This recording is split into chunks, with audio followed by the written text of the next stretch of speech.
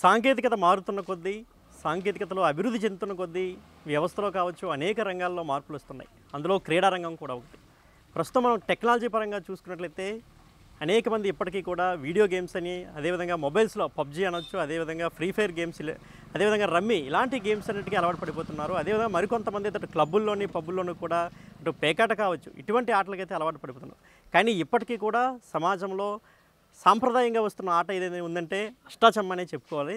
ఇప్పటికీ కూడా అనేక పల్లెల్లో సరదాగా ఆహ్లాదకరమైన వాతావరణంలో అష్టాచమ్మను ఆడుతున్నారు, ఆస్వాదిస్తున్నారు కూడా. సరదాగా, ఎంతో సరదాగా, అంటే సుమారు 60-70 ఏళ్ళ వయసులో కూడా సరదాగా ఆడుకుంటూ ఊర్లో ఒక మంచి సాంప్రదాయాన్ని, అదేదో ఆరోగ్యకరమైన వాతావరణాన్ని అయితే క్రియేట్ చేస్తున్నారు. సో ప్రస్తుతం వాళ్ళతో ఉన్నాం, వాళ్ళతో మాట్లాడే ప్రయత్నం చేద్దాం.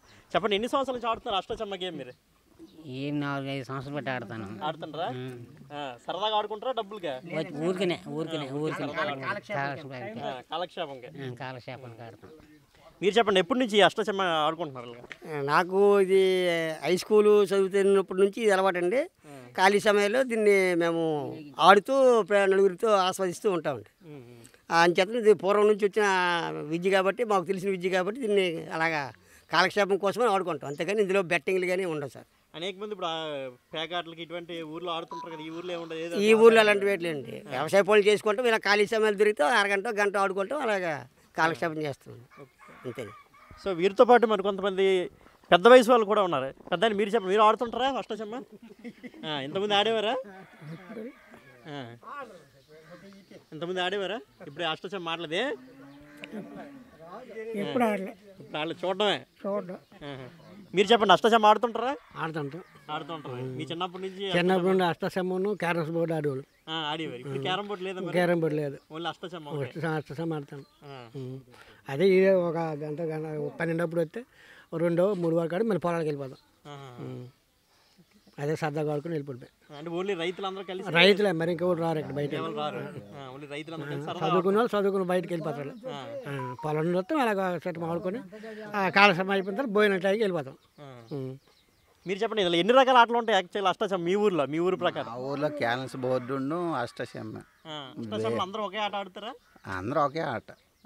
మిగతా ఎవరు ఏది పేకాట కానీ అటువంటివి ఫస్ట్ నుంచి ఇదే అలవాటు? ఫస్ట్ నుండి, పూర్వం నుండి, పెద్దల నుండి అలవాటు ఉంది ఇది. జోజం అయితే పక్కకెళ్ళరు అస్సలు. సరదాగా ఆడుకోవడం అదేనా ఒక గంట కాలక్షేపం అంతే.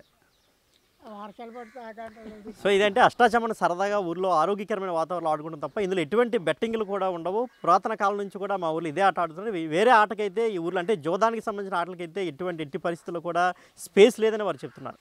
కెమెరామెన్ హరీష్తో శివశంకర్, బిగ్ టీవీ, విజయనగరం.